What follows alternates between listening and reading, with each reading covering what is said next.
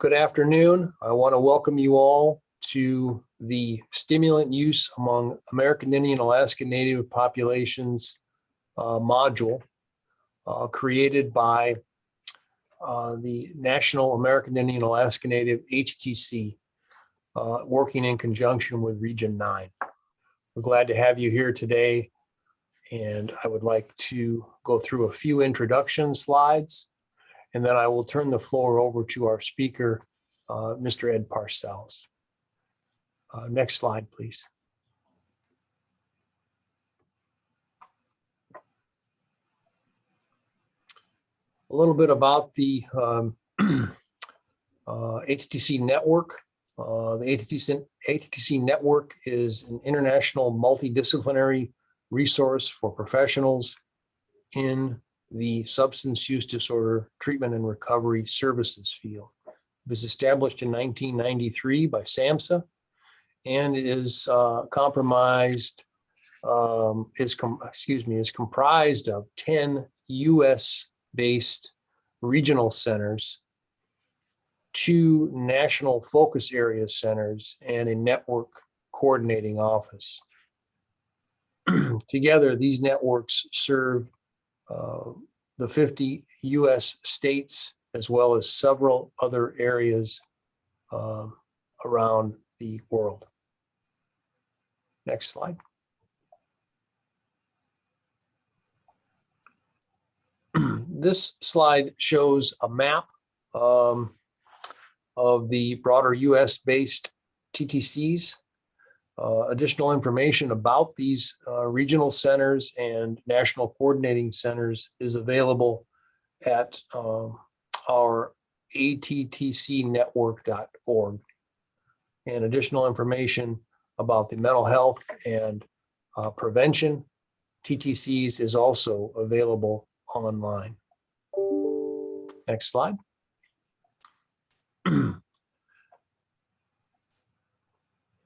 The ATTC Stimulant Work Group was established in 2019 and includes members from several ATTC regional centers and the ATTC Network Coordinating Office. Here we have listed those individuals involved in the overall Stimulant Work Group project. Next slide.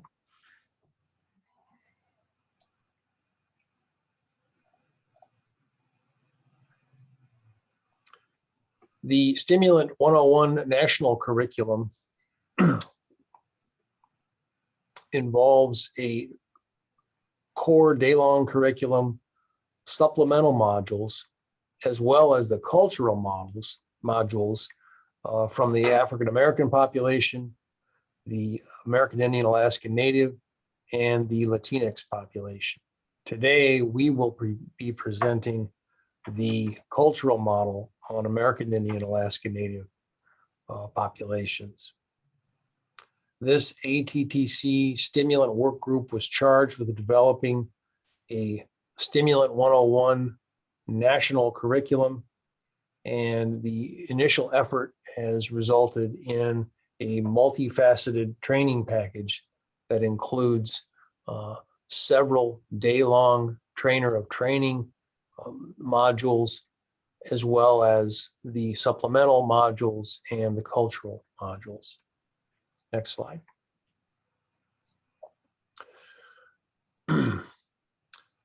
Today, I want to also introduce to you the module authors. We have our speaker today, our presenter and lecturer today, Mr. Ed Parsells. He is the project director for the Rosebud Tribal Opioid Response Team and of the Rosebud Sioux Tribe Opioid and Methamphetamine Treatment Program. We're very happy to have him here with us today.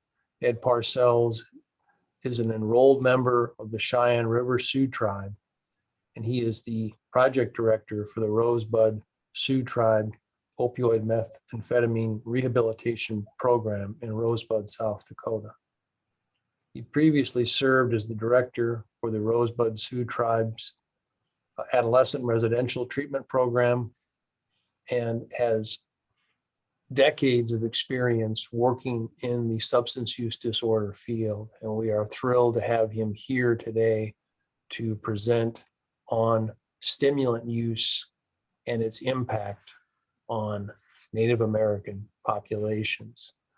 His focus today, as you will see, is going to be on stimulant use amongst Native populations, but will also focus on an area that he has done a lot of work on, and that is working with natives and stimulant use disorders, particularly methamphetamine and its impact on the native populations in the South Dakota area. Also, other authors involved in today's cultural module are Sean Baer, co-director for the National American Indian Alaska Native ATTC, Noah Siegel, a program director with the National ATTC, Steve Steiny, program director or program manager with the National American Indian Alaska Native ATTC, and Kathleen May, a graduate research assistant with that program as well. So again, I'm very, very pleased to have Ed with us tonight to speak. We are going to go through a lot of slides pretty quickly. So sit back and enjoy, and I hope you get something out of today's presentation. At this point, I will turn the floor over to Mr. Parsells, and he can talk a little bit more leading up to today's presentation. Thank you. Okay. Thank you, Steve. It's been a real pleasure and a joy to work with you again on past projects, and especially on this one. This one was real close to me, and I really appreciate the hard work that you and the team at the Alaska Native American Native Technology Transfer Center put into this. So I also want to acknowledge the Rosebud Sioux Tribe. I've been working as a clinician administrator in the field of substance abuse since 2002. And most recently, they've allowed me to direct and supervise the meth treatment program since 2016. Dr. Cardwell Knuckles, I met him in 2015, I believe it was. 2016, he said he wanted to provide his services to assist in the development of our meth opioid rehabilitation program. And he's been a mentor, a guide, just a high caliber. He's a world renowned, he's an author, he's got videos, and just been a real inspiration, a neuroscientist. Kind of adopted us. I love the man, I love his work. Dr. Rebecca and Dan Foster, they are consultants. They serve as psychologists on our treatment team. Russell Eaglebear, Richard Moosecamp, and Fred Littleball Eagle are spiritual leaders. Russell and Richard are Sundance leaders. Fred is a very well-known spiritual leader. They coach me and mentor me, and have had a tremendous, they've made a contribution, tremendous contribution in the development of our treatment program. So what we're hoping to accomplish today is we hope that each of you will be able to learn about current trends in Native American demographics as it relates to substance abuse, stimulant use disorder in particular, recognize the differences in stimulant use when compared to other demographic groups, ethnicities. And also, I want to really, I want to drive home some powerful points regarding protective factors within especially Lakota, Nakota, Dakota culture, we've really capitalized on that, integrating those factors and principles into our 7-direction model that we've developed to treat stimulant use disorder. And also acknowledge trends currently being used in Indian country regarding addressing stimulant use disorder.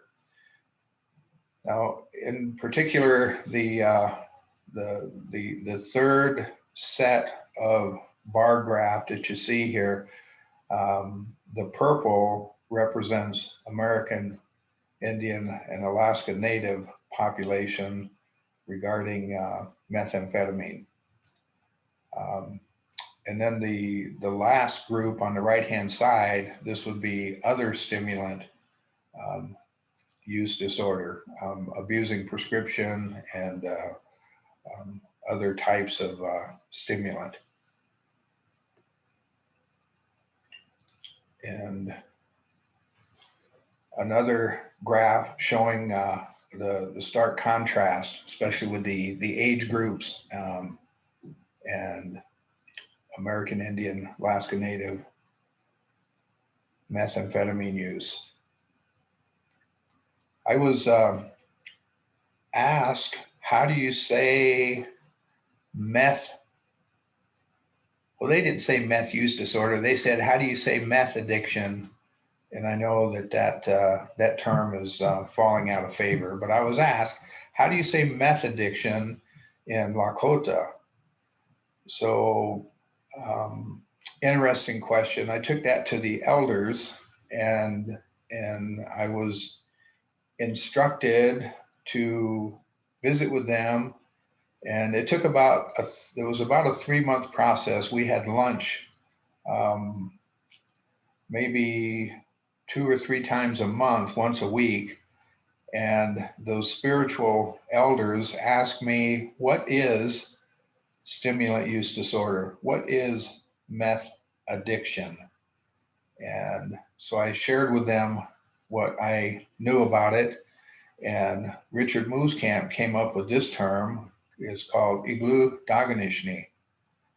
And it's a very powerful, very, very powerful term.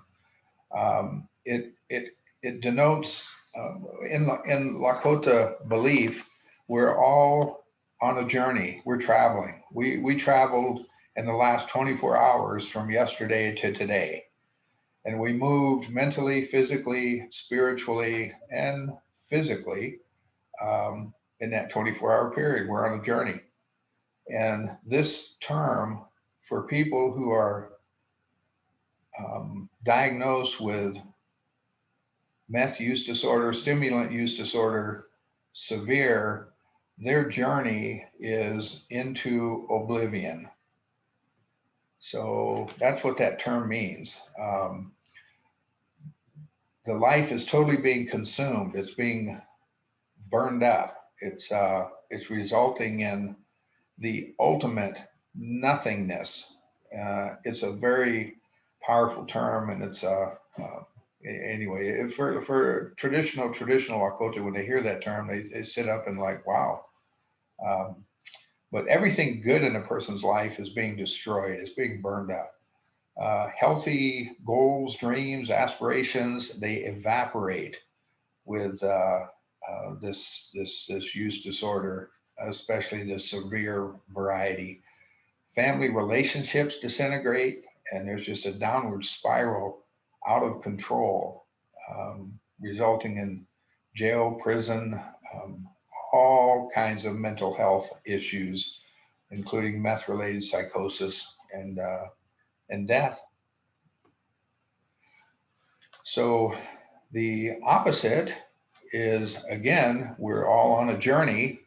And for those who are in the process of overcoming stimulant use disorder, mild, moderate, severe, if they are, again, their journey overcoming this term is called Iglu Washake. And that's the journey to fulfilling one's purpose. So if it was disrupted, now it's being restored. and the purpose is being progressively realized. So goals and dreams, family relationships, social relationships are being strengthened, and there's an upward spiral to achievement, accomplishment, whether it's family relationships or employment or education.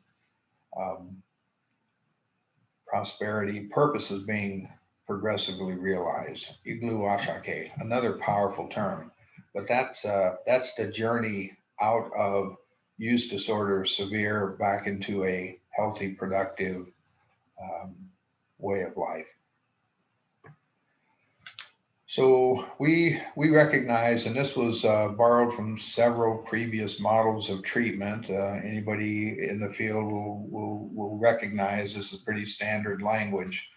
But the use disorder affects us physically, so there are physical aspects, mental aspects, spiritual aspects, and when we define spiritual aspects, basically a person's value system. The values that they hold dear. So as this spiral downward progresses, values change. Maybe a person was taught and they lived in a way that they highly valued honesty as a value, and with the destruction of their life, now dishonesty becomes a major theme. So that's just one example. Spirituality, we're talking value system. And then emotional aspects, unresolved anger, grief, shame are classic examples of how the brain can be literally damaged severely. So how a person operates emotionally is dramatically impaired, impacted. And then relationship issues, and also spirit relationships is another aspect of our model. In Lakota, in culture, we are in relationship with the spirit world. So in Lakota culture, there is ultimately the creator, and there are helpers, and there are contrary spirits, and a wide variety of spirits with spiritual activity that we acknowledge in Lakota culture, and also other faith belief system. There are similar parallel aspects. And then lastly, the person's relationship with self. So efficacy, integrating what they learn into a system of restoration and recovery, relationship with self, the efficacy, self-esteem, those types of things. So all of this is taken into consideration. The destruction of the use disorder, and then in recovery, the establishment or reestablishment, habilitation or rehabilitation, taking each of these elements into consideration. So I came back to the Rosebud in 2002, back in the early 90s. I worked for Indian Health Service and Tribal Chairman's Health Board, and then from there went into federal service with the Indian Health Service. Had a short career with the Indian Health Service, and then returned back to the Rosebud to work in tribal programs, and have been here on the Rosebud since 2002. I noticed that there was an increase in the incidence of especially meth related issues on the Rosebud: crime, social problems, use disorder issues. And then in 2010, the Rosebud Sioux Tribe made an appeal, and there are several national, federal agencies. They all contributed resources to the building of a treatment center, and also a pilot program was launched. and that's where the meth treatment program began. It ended in 2015, 2016. I was asked to evaluate it and make recommendations for future use, and Indian Health Service agreed to fund it again. And there was a variety of sources that funded it back then. And that's when this treatment center began. I agreed to take on the role in leadership with the treatment center, then have been here ever since. In 2019, it's been like on a roller coaster. It's the way I describe it. The impact of stimulant use disorder, and again, it's the prescription as well as the illegal stimulants, and also methamphetamine. But in 2019, there was just it reached epidemic proportions, and we recognize that I mean, this is having a dramatic impact on the tribe here on the Rosebud Reservation. So again, in addressing these things, Gene Thin Elk in his Red Road approach, he talked about the cultural continuum from traditional to bicultural and then assimilated. So depending on where a Native American was raised, if they were born and raised in a city apart from the culture, then how it presents, how it develops, and how it progressive could look different than somebody living who was raised close to the culture and then began this downward spiral. It would have a different complexion. So, and then some people are bicultural or transitional between reservation and urban. So all of these issues need to be taken into consideration when addressing the problems associated with stimulant use disorder. Now, with stimulants, amphetamines and methamphetamine in particular, the substance actually damages the storage vesicles for the natural dopamine, norepinephrine. So a meth high is literally brain damage, and it just floods the brain with dopamine, the natural dopamine. So that's they call it a rush, or the initial sensation when methamphetamine does its damage in the brain. The initiation of the high is intense. It resembles neurotransmitters, so it displaces these molecules, also damaging the mechanisms that inhibit the release of dopamine. So literally, a meth high is brain damage, literally. And repeated abuse of stimulants, especially methamphetamine, may produce the kind of brain damage that's going to result in meth-related psychosis.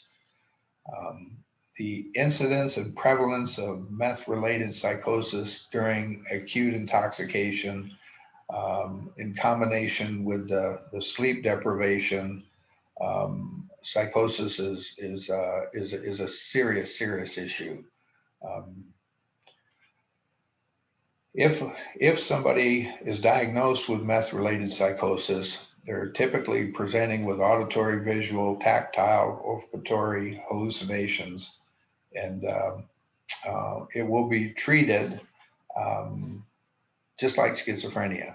So the psychotropics, the medication used to treat schizophrenia is what is used to treat meth-related psychosis. I've seen meth-related psychosis subside over the course of time. Our treatment program is 4 months to a year. I've seen people come into our program severely affected with meth-related psychosis to be medicated, and eventually they come off of the the antipsychotic medication by the time they leave our treatment program. Others, it literally intensifies. This is a phenomena that it really needs to be studied. So a person experiences meth-related psychosis in withdrawal, in acute withdrawal, in protracted withdrawal, that is typically within 30 days of the last use, and then it subsides. The brain kind of starts healing up, but then later we have post-acute withdrawal, and we can have pronounced episodes and bouts of symptoms of the meth-related psychosis, particularly the dreams, paranoia, the anxiety, depression, and sometimes the voices that they heard while acute intoxication will diminish to intrusive thoughts, and then later represent as literal voices that will intensify, and turn into command hallucinations. We've had people in our treatment program that after they've been with us for a couple of months, now they're reporting that these issues are more severe than they were when they came into treatment. We've had some individuals we've had to take to the emergency room, and they were medevaced, flown out because of the severity of the psychosis. Two of them we couldn't readmit; they were too unstable, and that's another scary thing. Sometimes the max doses of the standard treatment for paranoid schizophrenia has minimal effect on severe meth-related psychosis. Again, this is, I got red flagged. I served on an expert panel and on stimulant use disorder. I got red flagged left and right. I got bruises from anecdotal. So, but these are my experiences, and I'm just sharing this as anecdotal information. But the one girl, she said that on the max dose of the antipsychotic, she said that if she keeps busy and if she engages, that the voices will, she can kind of ignore them. They never go away, but they are there. And if she stays busy and if she consciously chooses to ignore them, they're not as big a problem as they normally are. However, on the medication, she if she chooses to engage the voices and almost like in her mind she faces them, then she says it's full on. We had to discharge her. She was marching up and down the hall screaming and yelling at the voices in her head, and she was on maximum amounts of antipsychotic medication.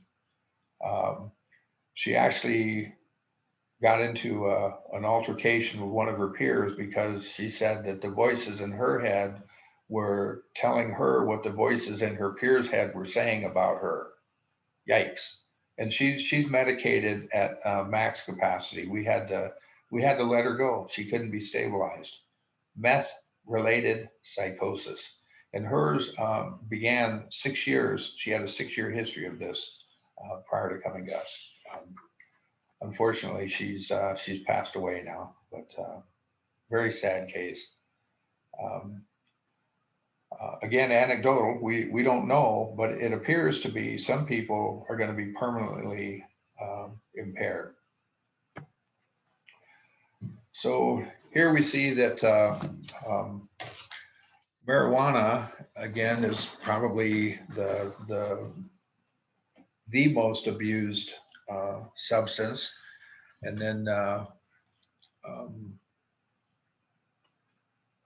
methamphetamine, the third bar down. But based on this graph, you can see there's a very high rate of substance use in Indian country, starting with the marijuana, and then other stimulants, methamphetamine, cocaine. Um,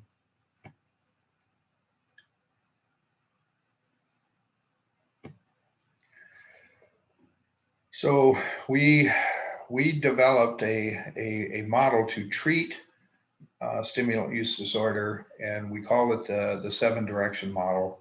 And I've been trained in the matrix model and trained as a supervisor in a matrix model, and have engaged the trainers and asked how and if we could adapt the matrix model to our residential treatment program. Matrix models outpatient, and they said that you can, if you maintain the fidelity of the activities, you can incorporate the matrix model into a residential treatment program, and that's what we've done.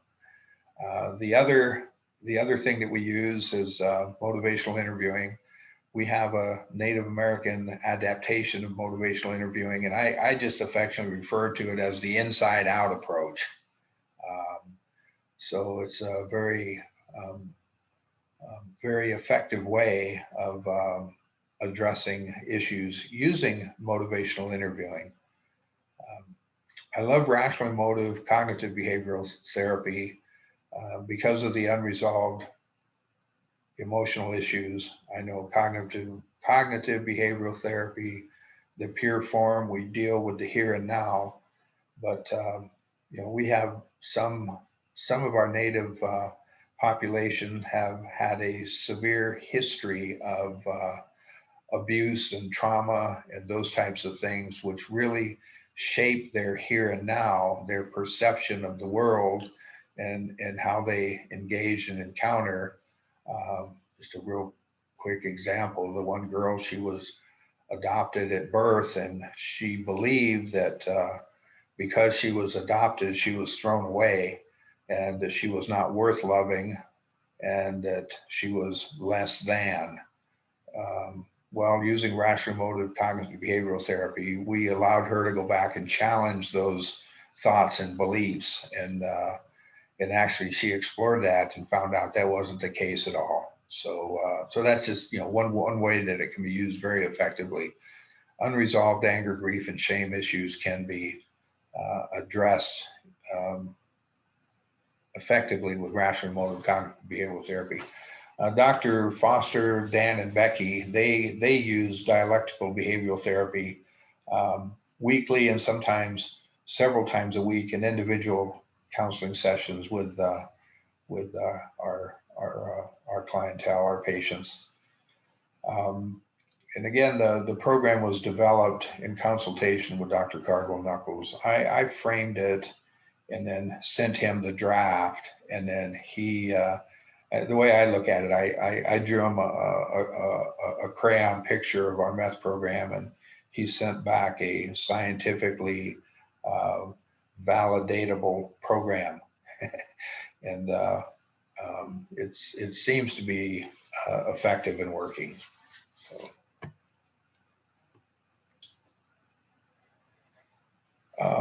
Gibbs Sudback, Gibbs Sudback back in 1993. Could that be possible? We did a statewide needs assessment, and in that statewide in South Dakota, the statewide needs assessment, we created a Native American version, and the outcome, one of the most powerful pieces of information that came from that was Native Americans that engaged and practiced traditional cultural beliefs had a lower incidence of substance use disorder. So that's a powerful statement. So the protective factors within the culture they're inherent, and somebody who practices the culture has a lower incidence. So if we can find out what those factors are and shape them into a treatment model, and that's what we've done with our 7-direction model. So more about that later. And then the White Bison organization, they have an adaptation of 12-step and also Talking Circle. They've done a fabulous job of promoting and utilizing the Talking Circle, a Native American style of sharing, venting in a group.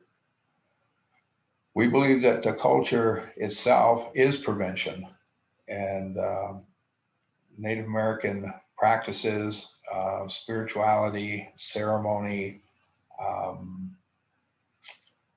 it's not just the belief system and the psychological benefit from it, but we actually believe there is supernatural qualities that are available and assist Native Americans who practice the spirituality and the culture. So Prochaska de Clemente's theoretical stages of change, what we've done with our Lakota culture, just an example, pre-contemplation, no thank you, we have Iktomi. Iktomi stories in Lakota culture, Iktomi is a trickster, and his mode of operation is denial, deception, the spider web, that type of thing. But Iktomi, rather than being evil, so in the European culture, they would say, well, anything like that would be evil. Iktomi is a sacred helper. One of the ways that he helps is with his conniving ways. If we learn his ways and overcome his ways, then we gain strength and grow into a place that we never could have had we not been exposed to Iktomi.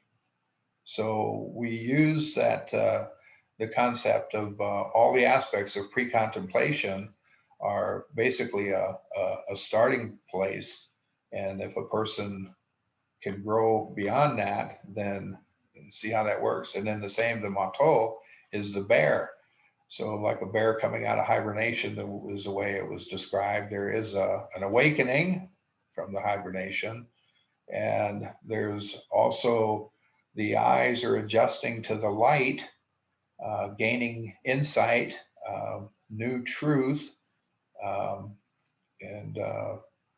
also the bear is a little hungry. So there is a hunger for this recovery, new information, a new way of life, and maybe a little grouchy. So there are emotional issues associated with Mato.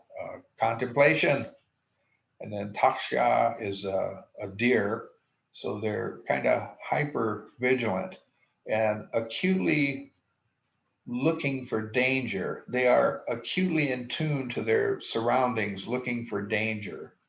So somebody in the preparation stage, they're looking for ways to not fall. And I heard one person in a 12-step program say that I didn't learn how to walk in recovery.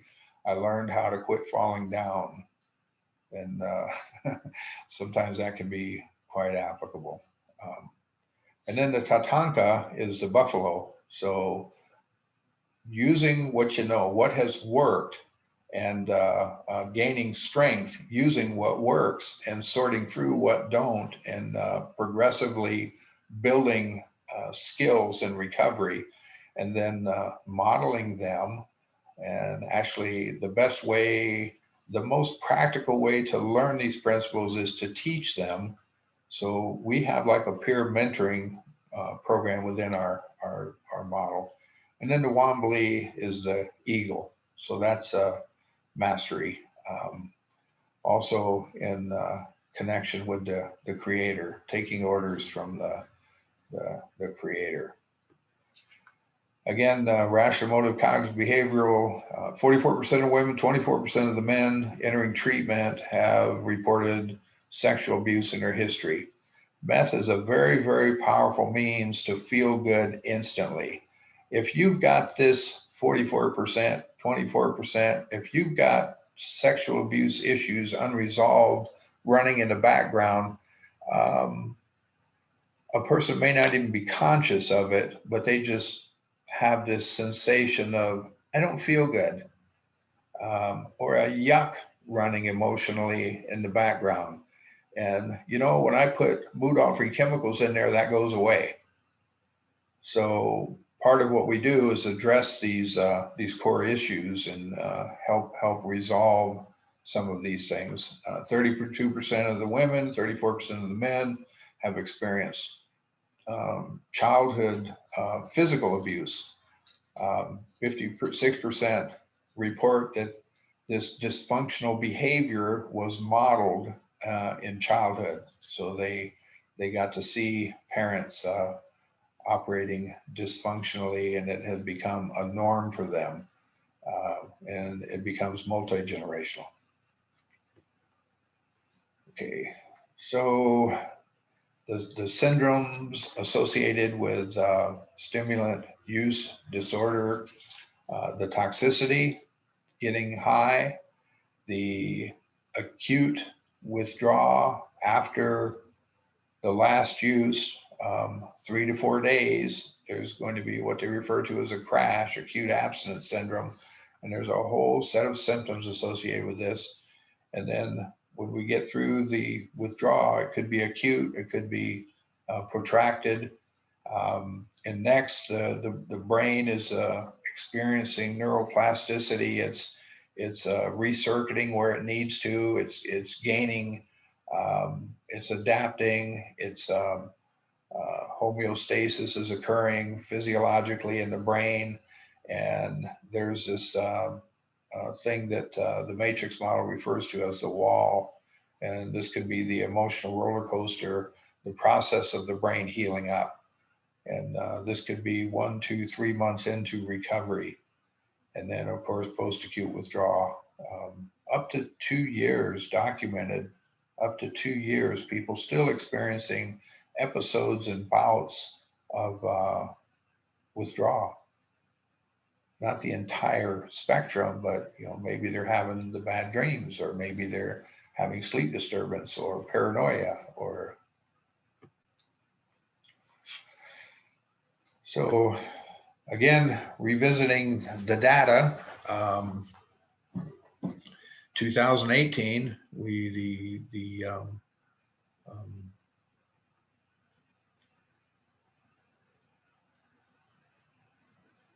the use of stimulants among Native Americans, population aged 18 to 25, in 2018 was pretty high.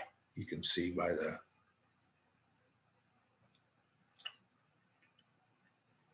okay.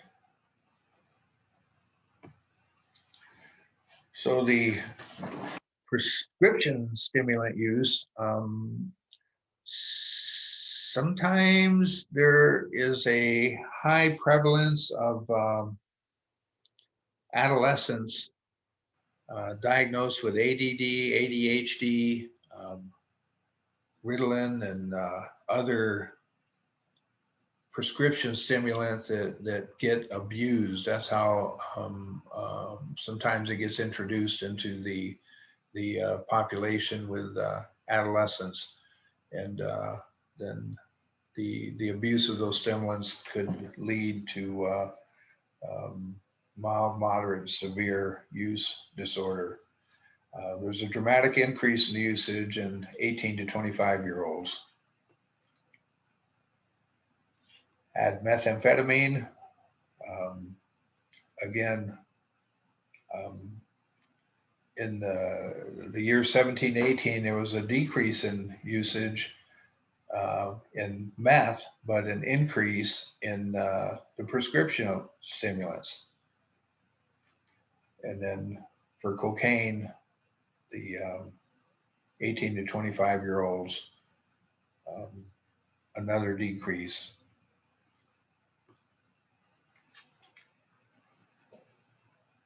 So the high numbers are leading to the need for residential inpatient treatment.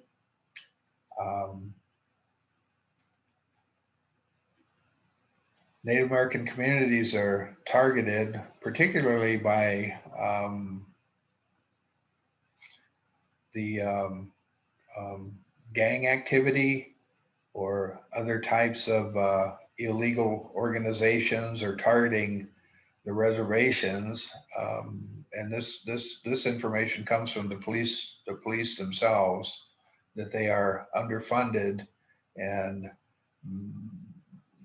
maybe the policing isn't as strong on some reservations as it is in other rural or urban areas. So reservation settings are targeted. And again, in 2018, meth was identified as the greatest threat to the communities, and this comes from law enforcement. And the meth problem, it varies from community to community, reservation to reservation. And then here again, the third set of slides in the methamphetamine, and the last set of graphs, stimulant misuse.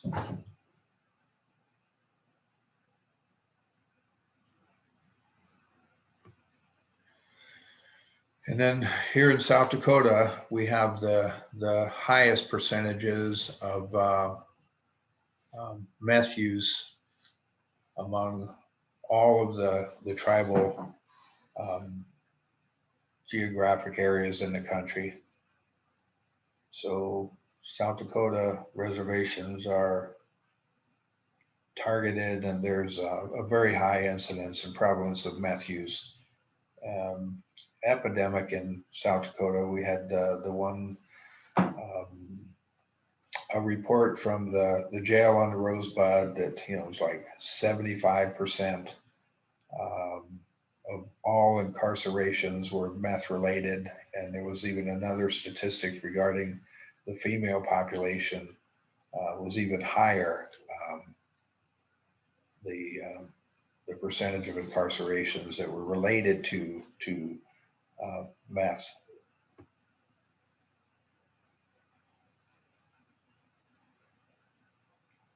And law enforcement report that they recognized an increase in 2011 and 2018, overall increase of 47%. Again, coming from law enforcement. So what works? We have the our 7-direction model was recognized by SAMHSA as an effective treatment program, and we basically took the culture and we adapted best practices to the culture. I think programs in time past did it the other way around. So they adapted we took the culture and the things that were valuable in the culture, and then we added the best practices and adapted them. And in some cases, again, not compromising the fidelity of the model, but finding ways to incorporate them, keeping the methods intact, but also making them applicable to the culture. And this is our 7-direction model. So we have seven directions. Each direction has tremendous significance in Lakota culture.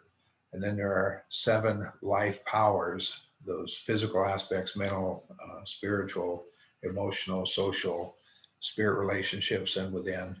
And then also 7 Lakota values, courage, fortitude, wisdom, generosity, gratitude, humility, and respect.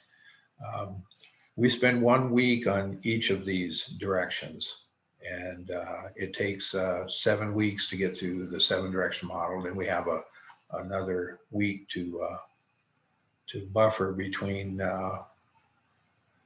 It takes 16 weeks to get through it. We do it twice. So example, the first time through, if we're going to deal with anger, the first time through, we teach about resentments, and we're going to have them identify 3 resentments they want to resolve.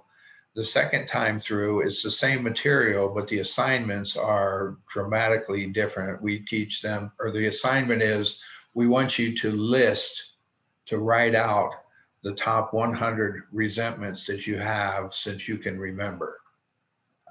The top 100, and we're going to resolve each and every one of them. And some of them get lists up to 300. I call it open heart surgery. So that's just a difference. The first time through is basically didactic. The second time through is experiential and dramatically therapeutic. A couple of clients, these are former patients from the meth rehab program. Their statements, the Rosebud Sioux Tribe Meth Rehab Program not only taught me about my addiction and why I couldn't stop using meth, it also taught me how to live a spiritually, mentally, emotionally, and physically fulfilling life. I no longer need to look outside myself for validation. That's just powerful. They get the validation from within. And then the meth rehab program gave me the opportunity to take a good hard look at a reality. In treatment, I was able to find my true self. I was able to see all the wrongs I did to others and myself. Finding spirituality helped change my life. The RST meth rehab program equipped me with the tools to stay sober and in recovery. I will continue to work my recovery program using the tools and skills taught in the RST meth rehab program. We have a couple of really dramatic success stories. One of these individuals right now, he went back to his home reservation. It wasn't Rosebud. And then he went to work as he was in college, became a substitute teacher, and then helped with coaching. And today he's the basketball coach in a junior high. A real powerful, still sober. Some of our former patients have not relapsed on meth. That's phenomenal. We give the creator credit for that. So meth use disorder rehabilitation, it's a long-term process, 4 months to a year. It takes the brain about a year to physically rebound from the damage done by meth use disorder. There's no typical meth use disorder patient. Some of them have used mass quantities, IV daily, going on 5, 7, 10-day binges, healing up for 3 or 4 days, right back into it, been doing that for years. We get them into treatment, and in 30 days, the fog lifts. There's no residual cognitive effect whatsoever. They're back to baseline. Other people with a 3-month history, that's all, 3 months history of meth use developed into severe, and now they potentially will be experiencing lifelong cognitive brain damage, maybe meth-related psychosis with a very short history of meth use.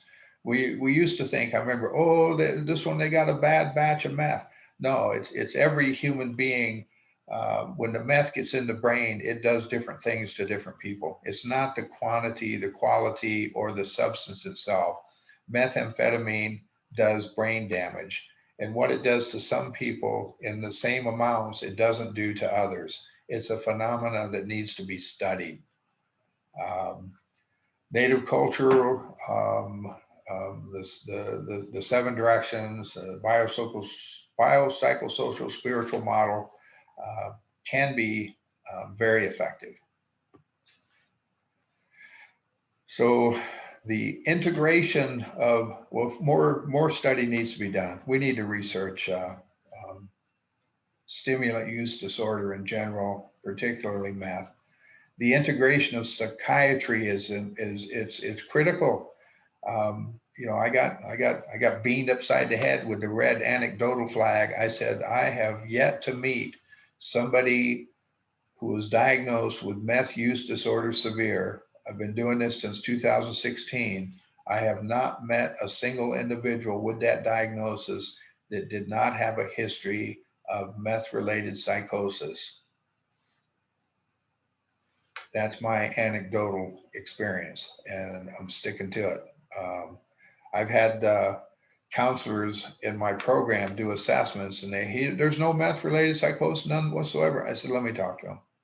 Every single one I talk to, I give them permission to talk about it. They don't want you to think they're crazy. This isn't something that they're going to volunteer information about. I give them permission to talk about it, and they do. Meth treatment is long-term, and it works. It works.